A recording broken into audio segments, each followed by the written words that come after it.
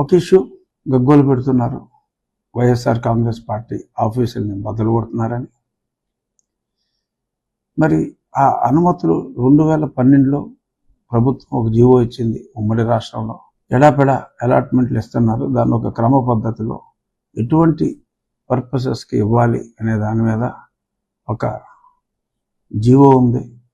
ఆ జీవోలో ఉన్నవన్నింటినీ కూడా వైలేట్ చేసి మరి వైఎస్ఆర్ కాంగ్రెస్ పార్టీ ప్రభుత్వంలో ఉన్నప్పుడు అవన్నిటిని కూడా తొంగలో తొక్కి, ఎందుకంటే ఒక particular land, suppose APS RTC దగ్గర రిజల్యూషన్ తీసుకోవాలి. ఆ తర్వాత కట్టాలి అంటే మున్సిపల్ అథారిటీస్ దగ్గర తీసుకోవాలి. నాలాల్ లాంటి చోట సెన్సిటివ్ ప్లేసెస్ అలాట్మెంట్కి ఇవ్వటానికి వీల్లేదు. ఇలా ఎన్నో రెస్ట్రిక్షన్స్ ఉన్నాయి. ఇచ్చిన తర్వాత ఇచ్చిన పర్పస్కి ఇచ్చిన వాళ్ళు కట్టాలి. అది వేరే దరఖాస్తుదారుడి పేరు మీదకి వెళ్ళటం, అది కూడా వాళ్ళ పేపర్లో చూసాం. ఎవరో పేర్ల మీద కడుతున్నారని. ఇవన్నీ అన్యాయాలు, అక్రమాలు.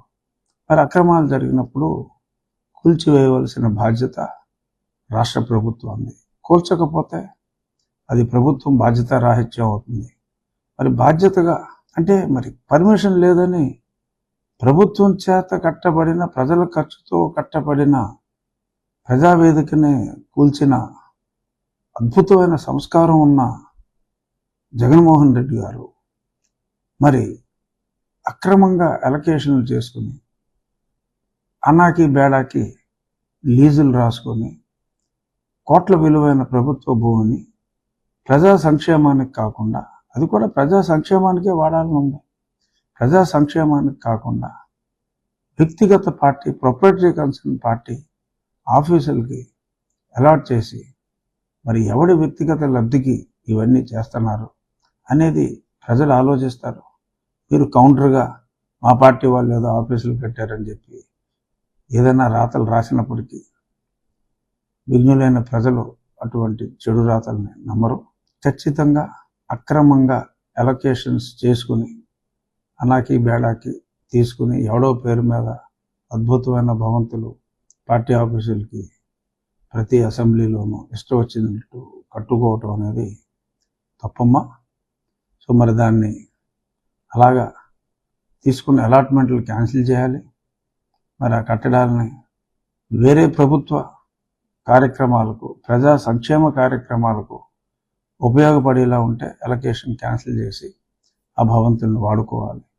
లేదు అవి నాలాల్లో ఇంకొక చోట అయితే మరి వాటిని కొట్టివేయాలి, తప్పదు. సో కాబట్టి మీరు ఎంత గర్జించినా, మీరు ఎంత ఘీంకరించినా ఉపయోగం లేదండి.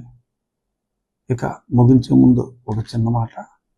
ఒక ఎమ్మెల్యే, ఇప్పటి మా అందరి సభాపతి ఏమన్నారు, రాజకీయంగా ఇటువంటి పార్టీలు ఉండకూడదు, రాజకీయంగా చంపేయాలి అని అంటే అదేదో వ్యక్తిగతంగా మరి జగన్మోహన్ రెడ్డి గారిని చంపేయాలన్నట్టుగా నన్ను చంపమంటున్నారు అని మాట్లాడటం.